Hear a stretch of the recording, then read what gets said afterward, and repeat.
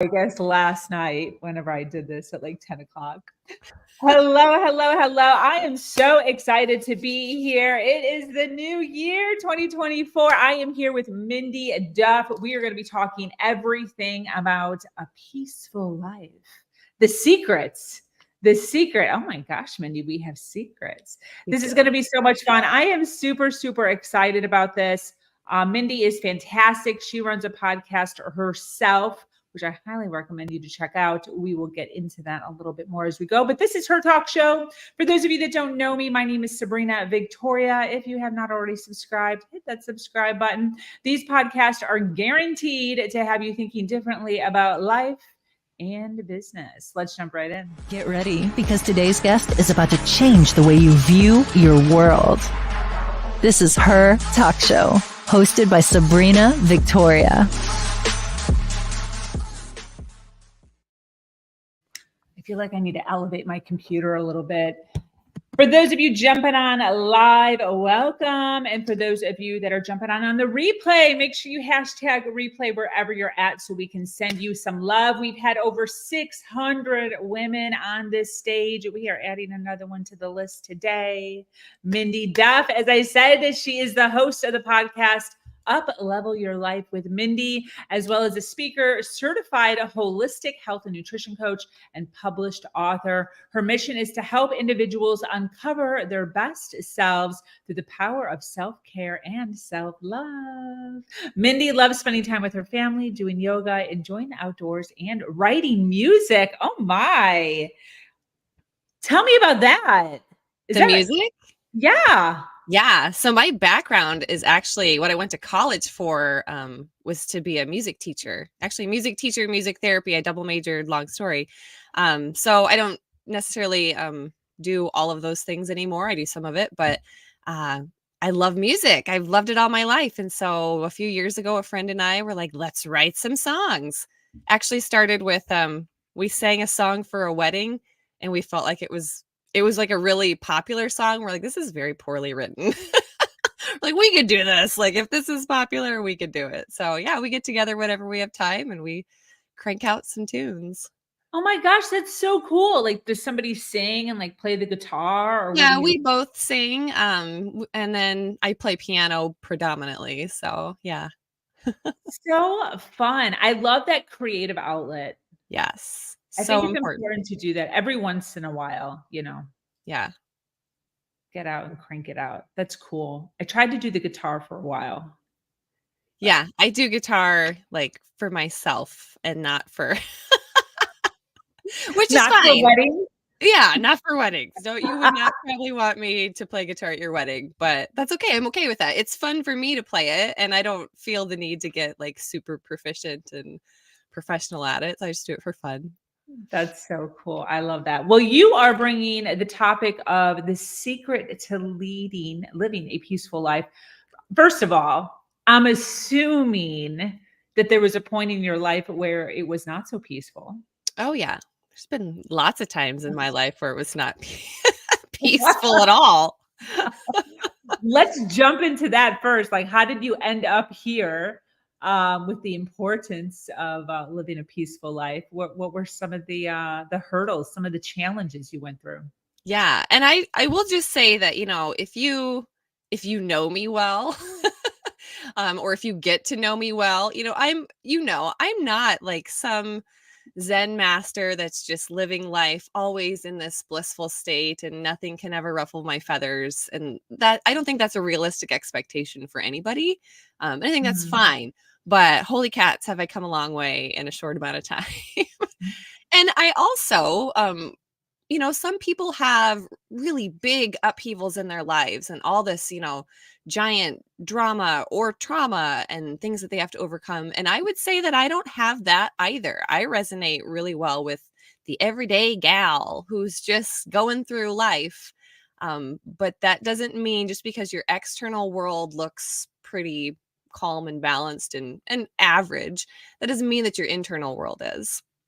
So I have, for the bulk of my life, I would say had lots of feelings of not enoughness, feeling like, you know, I'm never good enough and always trying to make everybody else happy and do what everybody else thought that I wanted to do so that I could feel, okay, now I feel like I'm okay and I'm enough. And living that way is, I think it's unfortunately really common. I think there's a lot of Mm. people out there that are living that way. And it's just, it destroys your peace. It just there is no peace within when you're constantly externally worried about everybody else and what everybody else thinks of me and what should I be doing, and going to other people, what do you think I should be doing? Should I take this job? Should I wear this shirt? How should I cut my hair? Like, you need to, once you can get to your own centered self, it's a Yeah. game changer. I tell you what. I mean, it just changes your whole life. Doesn't happen overnight. It's not easy to do, especially if you've lived a full life of however many years or decades of living this way. But man, is it so much nicer on the other side. Yes, yes, 100%. I know you talk a lot about enoughness. And I know that this is something that I'm sure all humans deal with, but predominantly within the female arena, just there's always just so much bombardment between like our image, like how we actually look, and then on top of, how we're showing up, mentally, emotionally, physically, financially. There's a lot of heaviness. What are your views on this? I would love to hear, a little bit about this. Yeah. And I agree with you that I think it's something that every human on the planet will experience at some time. Do I feel like women are more prone to feeling the not enoughness? Absolutely. Why? I don't know. I don't know if it's a societal thing, a cultural thing, a biological thing. I don't know. Probably doesn't matter. It is what it is. But yes, it is so, and it's so hard to hear people say you're enough and then feel it yourself. I wish that I Mm. could just wave a magic wand and tell everyone listening right now, you're enough, you're enough. And then, oh my gosh, the weight that would come off of your shoulders instantly would just be incredible. Doesn't work that way. And I even have had times of me telling people, teaching this, saying, you're enough, Sabrina, you're enough. I don't know how you felt this morning when you rolled out of bed, but let me tell you what, you are good enough. Whether no one watches this show or 5 million people watch this show, doesn't matter. You are enough. But can I internally, me, Mindy Duff, even though I just said those words to you, can I internalize that and feel it myself? Mm. And Mm. that's where, there's a lot of internal work that needs to be done for all of us. And I would say that the biggest thing for people listening, if you identify with this at all, is when you start to feel those feelings of not enoughness, stop yourself and just ask yourself why. That's the first thing Mm. that you can do. Actually, the first thing is really just the awareness of it. And just by listening to this and watching this show, it's going to be a little more top of mind. You'll probably notice it a little bit more through the next 24 hours anyway. But once you catch yourself like, oh, I feel not good enough for whatever reason. Maybe it's you were on social media. Maybe a friend just got a promotion. Maybe somebody just got engaged. Somebody has something that you want. You don't have it. You feel not good enough. Why? Why do you feel not good enough? And I could sit here and give you some reasons. Oh, maybe it's because of this or maybe it's because of that. But honestly, you know, and it may not come to you in that first second when you ask yourself, but you are the only one that really truly knows where this is coming from. But that's also really empowering because that means you are the one that can uncover it and can resolve it. Again, it may not get resolved, in 5 minutes. Oh, you know what? I think this goes back to when I was 5 years old and my dad made that comment. Oh, well, I'll just let that go. Doesn't quite work that way, but this is the first step in overcoming some of this and learning to deal and live with that feeling of not enoughness, so you know what to do when it pops up again. Because I don't care who you are, what kind of expert you are, I speak from experience here, it's still going to pop up in your life. There's Yeah. still going to be something somewhere in your life, and the sooner you can learn how to deal with that and to know, okay, when these feelings of not enoughness show up in my life, this is what I do, and this is how I kind of move over that hurdle, the better off you're going to be. Absolutely. Yeah. And I think a lot of times this feeling of not being enough kind of goes hand in hand with individuals who are people pleasers. Yes. Yep. I can speak from experience on that too, Sabrina. Yeah, this feeling of like always having to put other people before yourself. And I think it comes from not feeling like you're enough, right? So Yeah. always pushing yourself back and pushing others. You even said that how you opened with that last question was, you can cheerlead other people, but do I feel it myself? Yeah. So what does somebody do if they're finding themselves in this cycle of constantly people pleasing and putting themselves last?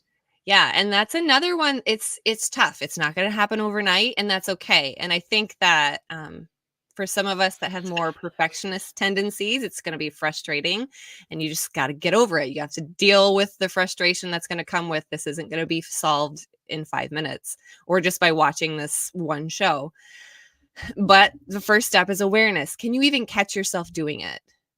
I didn't even realize I was doing it for such a long time. And then I would realize the big, like overt ways that I was people pleasing. And then after I kind of noticed the big ways, it was like, oh my gosh, I am doing this in so many other ways in my life that I didn't even have awareness of. And probably still today. I mean, maybe I'm still doing it. I just haven't uncovered that awareness yet. So you have to be able to see yourself doing it first.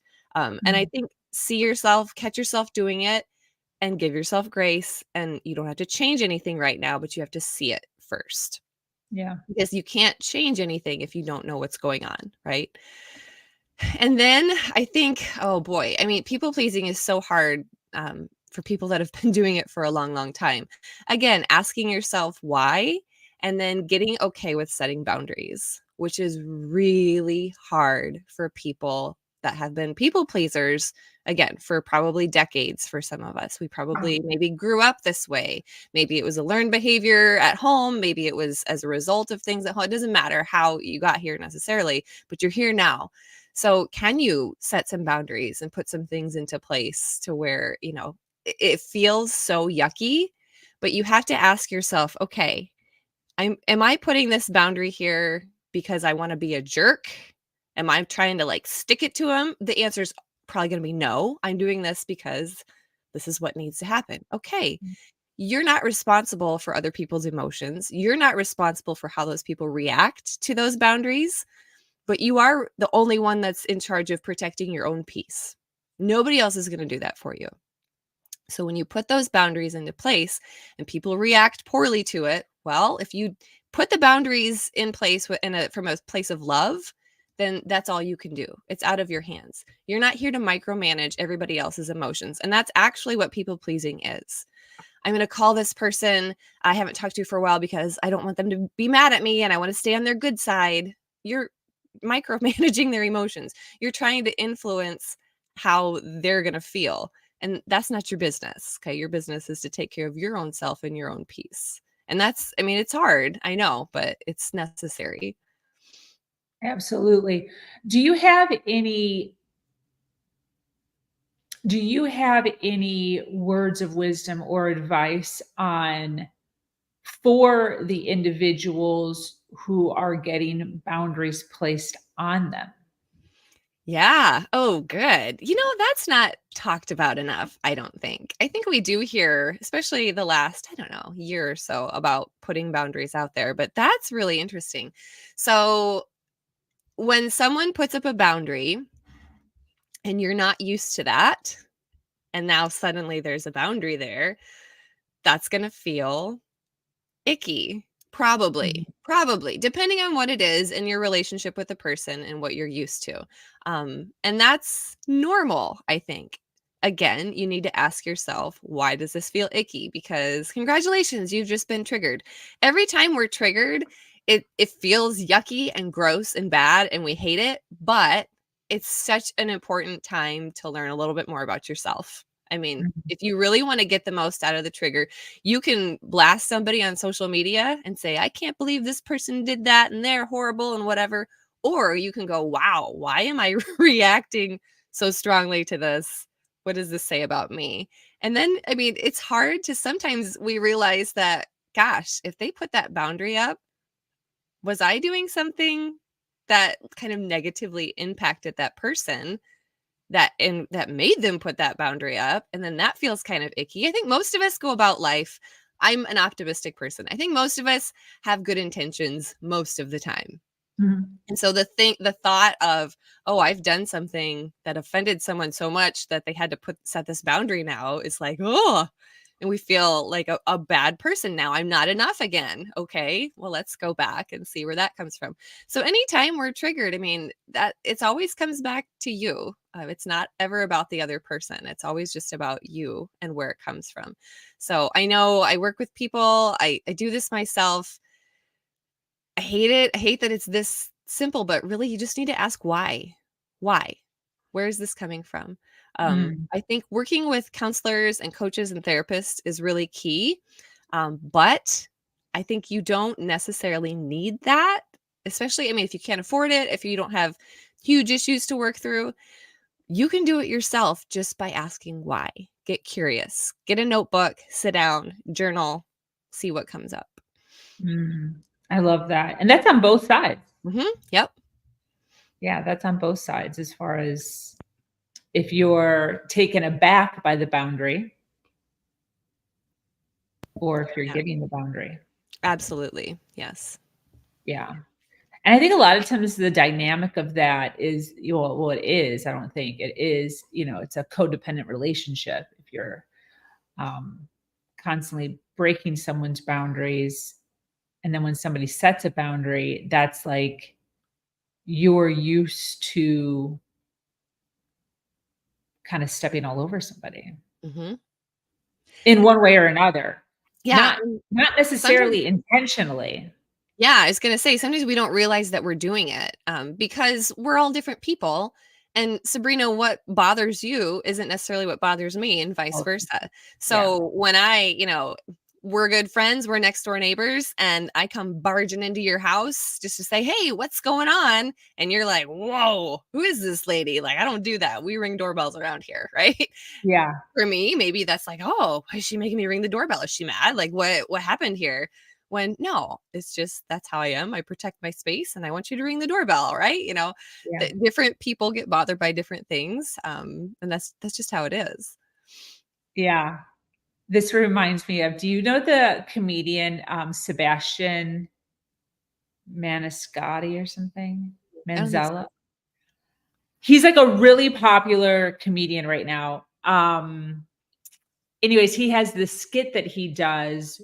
He's like really bound really tight. Like he's very like tightly wound. And his wife is very like whimsical. And so he's doing this bit about how one of her friends came over and opened up the refrigerator and just started like helping herself to food. And then specifically at one point grabbed this bowl of cherries, and he was going off. He's like, doesn't she know how expensive cherries are? And how does she know that I'm not saving those cherries for like to make a cherry pie or something? She's just going in and just grabbing the most expensive thing in my refrigerator right now and just eating it. So it kind of reminds me of that, Yeah, of like, there's certain two people in a marriage doing things totally differently. yeah, And the boundaries around that. yeah, yeah. And I think if somebody sets a boundary in your life, if you can get to the point where instead of being triggered by it, you go, oh, okay, this is just must be what they need. All right. And then you just, I guess, abide by their boundary that they've set, then life can Yeah. go on smoothly. Yeah. Again, it's only when you feel like, oh, that you need to do some of that inner work. But I mean, if we can all get to a place where, oh, you want me to ring the doorbell now? Cool. Oh, she must just need a little more privacy because that's who she is. And then Yeah. float about your day. Yeah, that would be ideal. If we all could get to that place, oh my gosh, what a difference the world would be. Yeah. I will say in the world of coaching, in the world of podcasting, and you probably can attest to this too. Um, the tests that happen are far and wide. They're everywhere. Yeah. Because we're dealing so intimately with people one-on-one, whether it's coaching or whether it's podcasting. And I feel as if I'm getting tested constantly. But Mhm. instead of it look like I've got so many scenarios that I just want to like vomit out here, but I want to keep talking about what, what we have going on here. But I take them in as if I'm a student.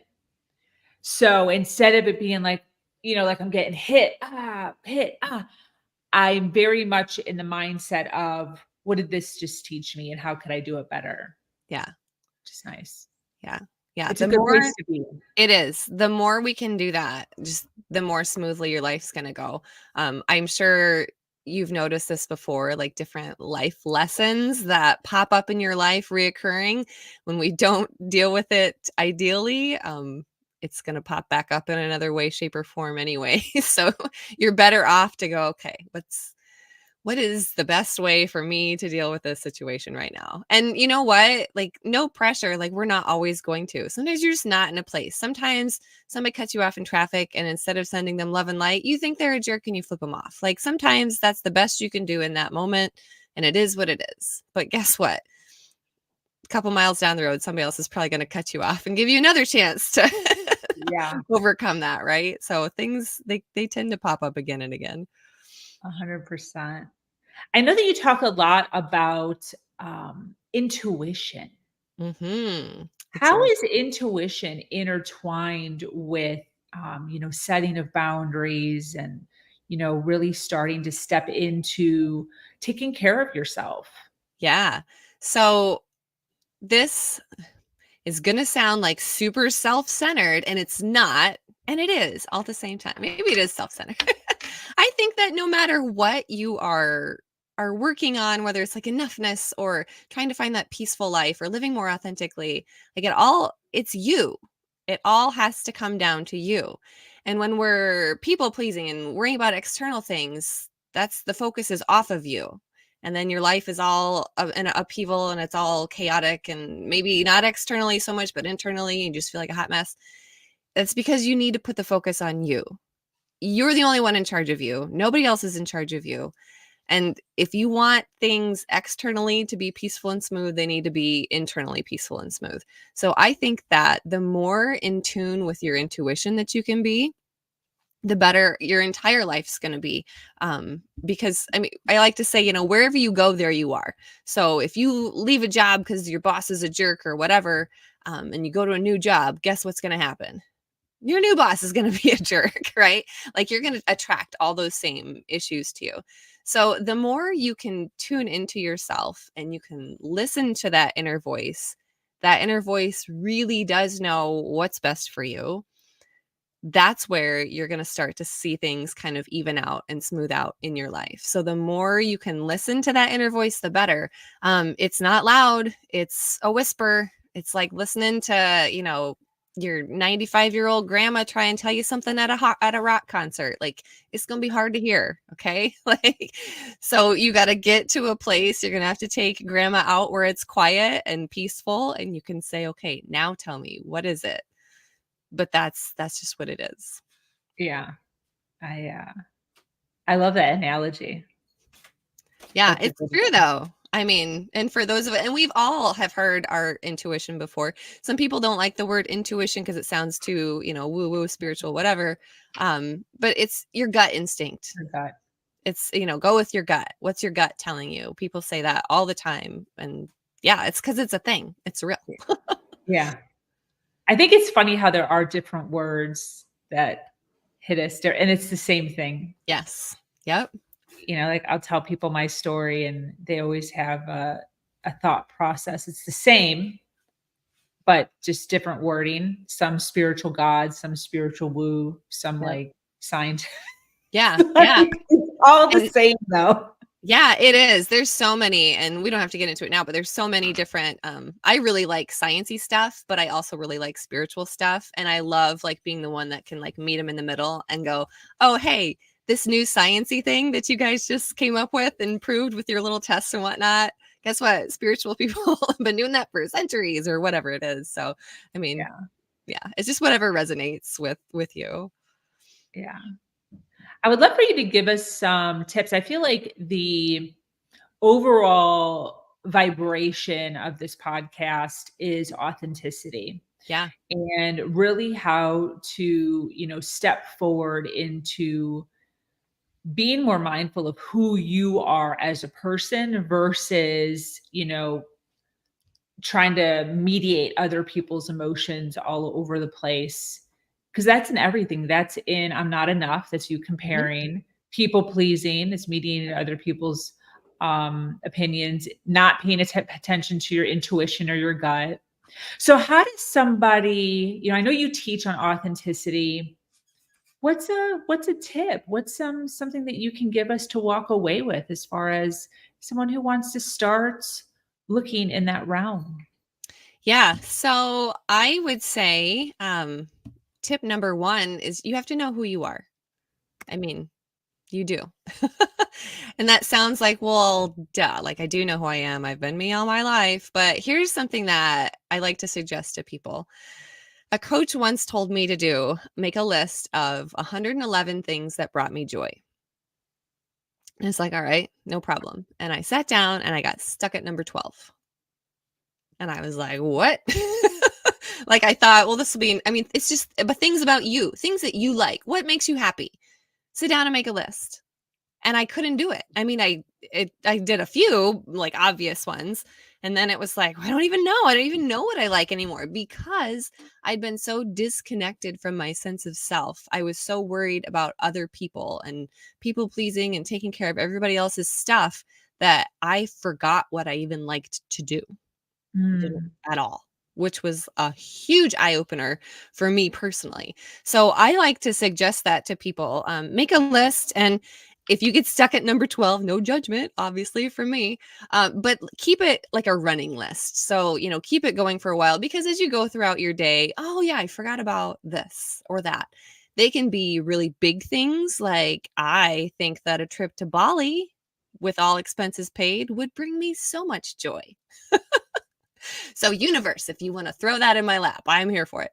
But there's also so many small things that cost no money at all that don't involve other people that bring you joy. Sitting quietly with a cup of tea. Like there's a physiological thing that happens when we hold a warm mug of something in our Mhm. hands that Yeah. has a calming effect on us. That's a real sciency thing. And we just know it feels good. So that's something simple that all of us can do. Even if you're at work, go heat up, even if it's just a hot cup of hot water, just hold it for a little while and just enjoy that little moment of peace. That's something that could bring you joy. So really, there's no wrong answer here. But start your list and then do some of those things. That's so you can kind of start getting back in touch with, oh, yeah, I do like this. And I am this person that likes to do these things. So I think that's a really powerful, easy, and fun first step that everybody could try. Beautiful. I love that first step. This is what came up for me while you were explaining this is somebody realizing they like alone time. Hmm. So sitting with a cup of tea on the porch, just breathing. Husband is taking care of the kids for 30 minutes after dinner or something. I don't know.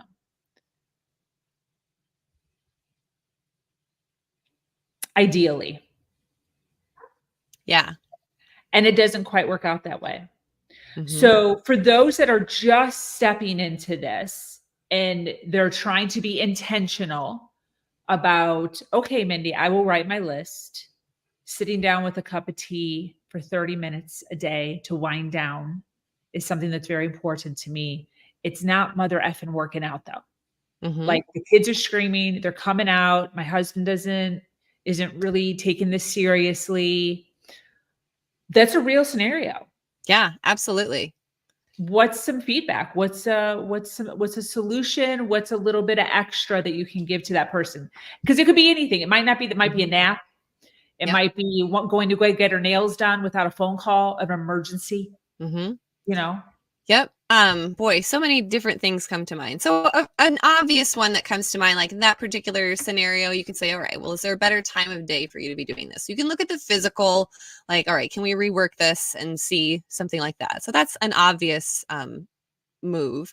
Another thing might be, all right, is there something else on your list that can give you those same feelings that is more easily worked into your daily life? So maybe sitting for 30 minutes like that is super peaceful to you and it's just not happening. But maybe you can find another thing on your list that is also brings feelings of peace. And if just you're trying and it just, no matter what you do, it seems like something comes and interrupts. I've tried everything on my list and I always get interrupted. That to me signifies that there's something more internal going on. Because you can believe in the law of attraction. You can think it's all just a bunch of baloney, whatever. But I really believe that our internal world creates our external world. So what you are is kind of what you attract and what happens. So when we're constantly, if it's more than just like, oh, this one thing I tried and it didn't work. Okay. But when it's like everything I'm trying is just a hot mess. Okay. Well, let's look inwards a little bit more. And an easy thing to start with first, if this is you, if you're like, yep, I am right there with you, I hear you. An easy thing to start with is gratitude. Because it's really easy to go, gosh, I'm just trying to live a better life. And every time I try and do this and that, this happens, then that happens, and I don't get what I want and everything's bad and it sucks. Okay. Or you can have your moment and do that. And then you can start to think, okay, but what is good? Something I like to tell my kids, they hate it, but we do it. When they start to get like really like everything's bad and I hate this and everything, because that's all of us, and just kids are more vocal with it. I say, okay, well, what's something that's not terrible right now? It doesn't have to be great. What's something that just doesn't suck right this very second? This very second right now, Sabrina, I have my electric blanket on my lap, and it is one of my favorite possessions in the world. It cost me like $15 at a Kmart like 10 years ago. I don't even know. But I love this blanket because I am cold all the time and I'm in my basement and it's cold down here and I just love this blanket. That doesn't suck. Maybe everything else in my life is falling apart, but this blanket doesn't suck. Once you can find that one little thing that's like, okay, well, at least this isn't terrible. What's another thing that's not terrible? The more you can start finding the things that aren't terrible, the easier it's going to be to find the things that are actually good. When my kids were really little, we talked about the train going to like Complain Town or whatever, and it's speeding, however many 60 miles an hour down the train tracks. You can't just like and shoot it back the other way. You got to slow it down. That train needs to slow down before you can stop and start going in the other direction. So don't think that you're going to be able to go from everything's miserable to my life is sunshine and roses all within 5 minutes. It's too far of a jump. It's not going to happen. But if you can just start finding things that aren't miserable to look at and appreciate, that's going to help a lot. Absolutely. Absolutely. Great advice. And this analogy of the train slowing down, I love this because we can use the same exact analogy for the healing and the process. It does get quicker. Yes. Yep. So when you first start, like you said, it takes a long ass time for the train to stop. Mm-hmm. But with practice and continuing to do it, you can actually start to get that train to stop on a dime. Yes. And You can pivot so fast. Yeah, what will happen more is before, when my kids would come to me, they've been like in a bad mood for all day and it's really, there's so much momentum going behind it. But when you start doing things like this more, you're going to catch yourself when the train has just started and you're like, oh, okay, we don't have very much momentum behind this, but I just caught myself. I'm going in a direction I don't like. And now it's going to be really easy to shift and go in the other direction. But it's practice and awareness. Yeah, 100%. And also practice with the partner. Mm-hmm. Because if the partner is, if this involves a partner of any kind, children or a partner or mom or dad, anybody, because they're on a different journey or on no journey, right? They're like not even in the realm of personal development.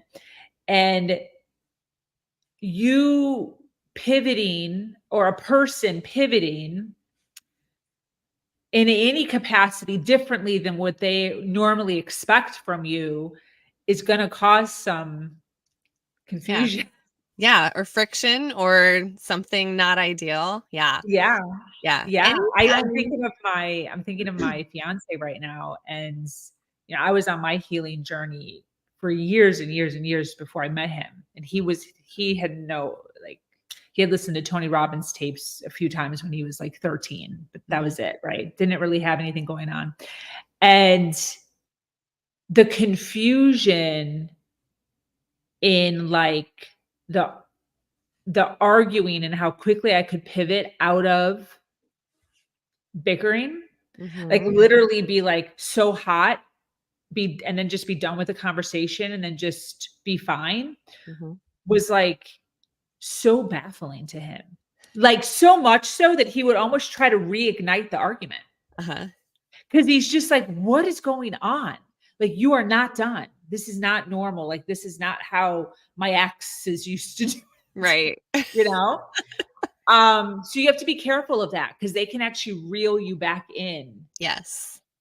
Yeah, I think that anytime you introduce another person and their energies into your life and your situation, it compounds things tremendously.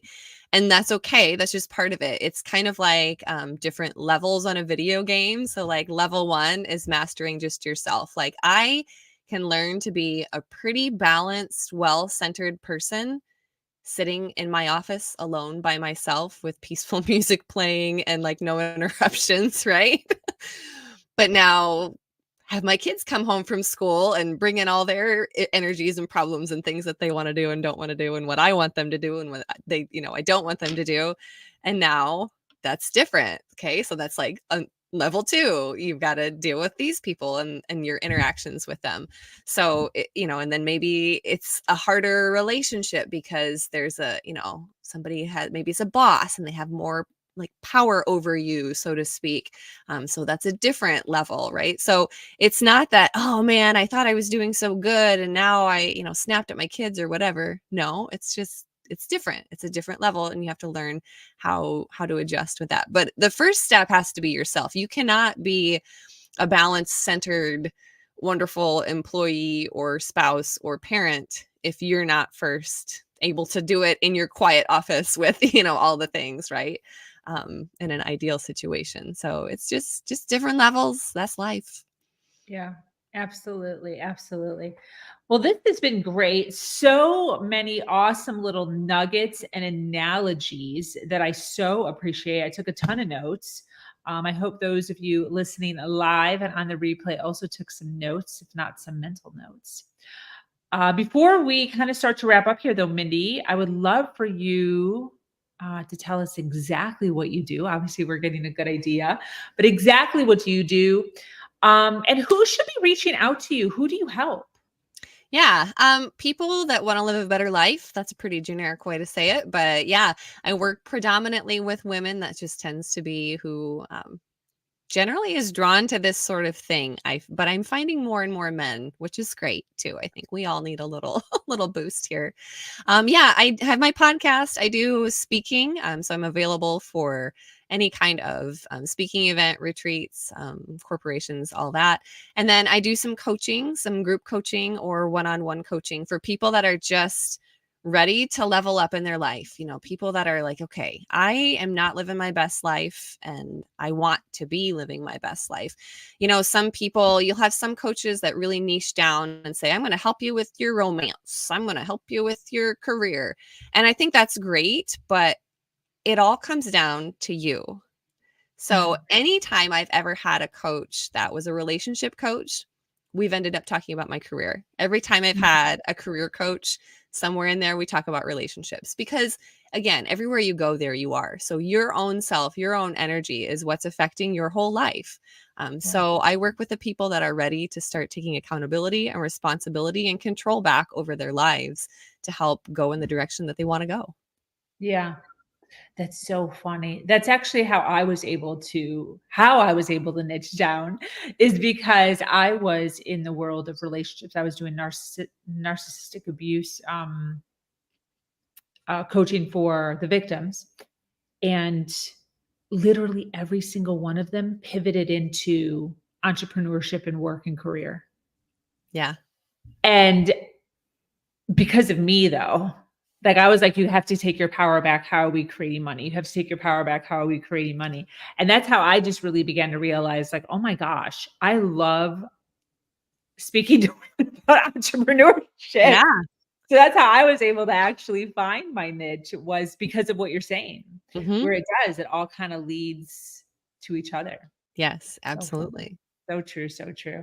And very much attuned to, and I don't know what your thoughts are on this, but very much attuned to the myth that I believe is the work-life balance.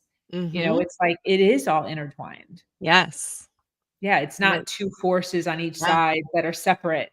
It's like all mumbled jumbled all over the Yep. place. It's one. Yeah. It can't Yeah. not be. Yeah. Yeah, 100%. Well, this has been absolutely phenomenal. I so appreciate you being here. For those that want to know more about you, find you, your website, social media, where you hang out, tell us all the things. Yeah, if you go to excuse me, mindyduff.com, that will give you everything you need. But I'm on Facebook, Mindy Duff, and I'm on Instagram also. Instagram's different because can't everybody be the same for some reason. So I'm Up Level Your Life with Mindy on Instagram, which is also the name of my podcast. Beautiful. All right. Well, those of you that are listening live, thank you so much for being here, hanging out with us to the very end. For those of you listening on the replay, make sure you drop into the chat and say hello to us so we can send you some love. Facebook and Insta to connect with Mindy and her website, as she said, mindyduff.com. It is a clickable link in the description wherever you are watching us at. Any closing thoughts, Mindy, as we wrap up?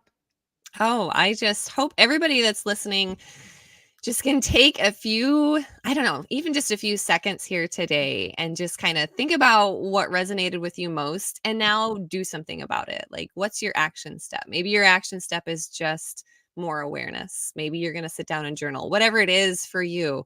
Just make sure that you put some time in your schedule for yourself and do that thing. Absolutely.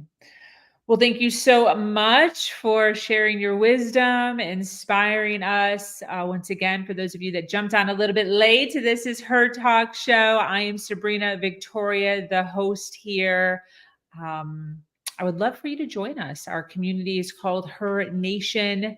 We have amazing, uplifting conversations like this every single day, predominantly revolving around women. So we would love for you to join us. Until next time.